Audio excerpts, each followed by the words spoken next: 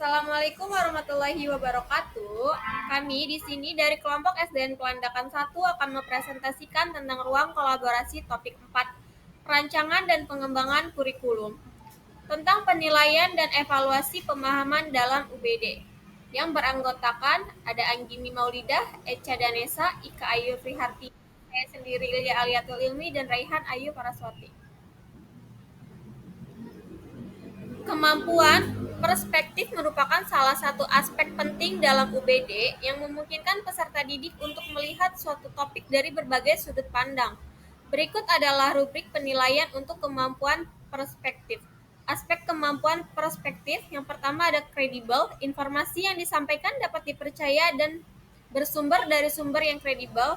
Yang kedua, mengungkapkan perspektif yang dipaparkan mampu mengungkapkan sesuatu yang baru atau tidak terduga.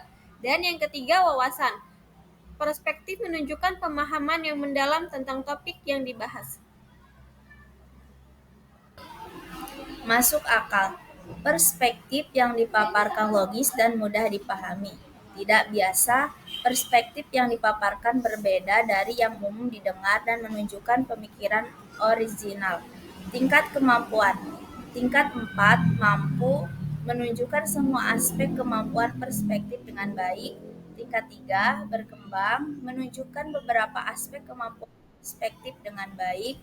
Tingkat 2 cukup menunjukkan beberapa aspek kemampuan perspektif dengan cukup baik. Tingkat 1 mulai menunjukkan beberapa aspek kemampuan perspektif dengan sedikit baik. Selanjutnya yaitu ada contoh rubrik penilaian. Aspek kemampuan. Yang pertama yaitu kredibel. Tingkat 4 mampu menyajikan informasi yang akurat dan dapat diverifikasi, menyebutkan sumber informasi yang kredibel. Tingkat 3 berkembang menyajikan informasi yang cukup akurat, menyebutkan sumber informasi. Tingkat 2 cukup menyajikan informasi yang kurang akurat, tidak selalu menyebutkan sumber informasi. Tingkat 1 mulai menyajikan informasi yang tidak akurat, tidak menyebutkan sumber informasi. Yang kedua, mengungkap. Tingkat 4 memberikan sudut pandang yang baru dan menarik, mengungkap informasi yang tidak diketahui sebelumnya. Tingkat 3 memberikan sudut pandang yang cukup baru, mengungkap informasi yang mungkin diketahui sebelumnya. Tingkat 2 memberikan sudut pandang yang kurang baru, mengungkap informasi yang sudah diketahui. Dan yang terakhir yaitu tingkat 1 memberikan sudut pandang yang umum, tidak mengungkapkan informasi baru. Aspek pemahaman wawasan. Tingkat yang keempat yaitu menunjukkan pemahaman yang mendalam tentang topik, menganalisis informasi dengan kritis dan logis. Tingkat 3 menunjukkan pemahaman yang cukup mendalam tentang topik, menganalisis informasi dengan cukup kritis dan logis. Tingkat 2 menunjukkan pemahaman yang kurang mendalam tentang topik, menganalisis informasi dengan kurang kritis dan logis.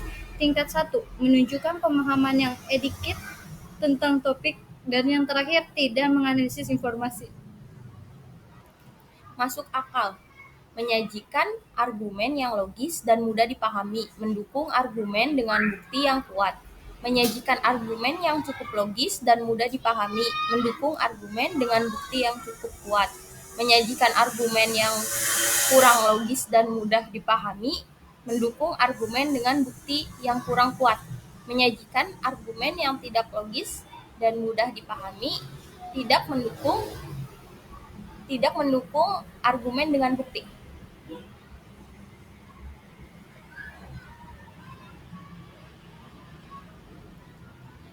Contoh penerapan pada siswa SD. Topik manfaat menanam pohon. Siswa tingkat 4 menjelaskan manfaat pohon bagi lingkungan dengan data yang akurat dan kredibel. Misalnya menyebutkan sumber dan penelitian ilmiah. Memberikan sudut pandang baru tentang manfaat pohon, seperti peran pohon dalam meningkatkan kesadaran mental masyarakat. Menunjukkan pemahaman yang mendalam tentang manfaat pohon dengan menganalisis berbagai aspek seperti ekonomi, sosial, dan lingkungan.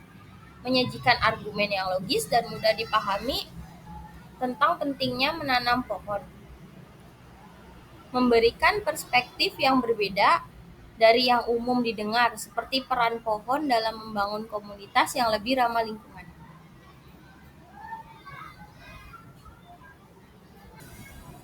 Selanjutnya, siswa tingkat 1.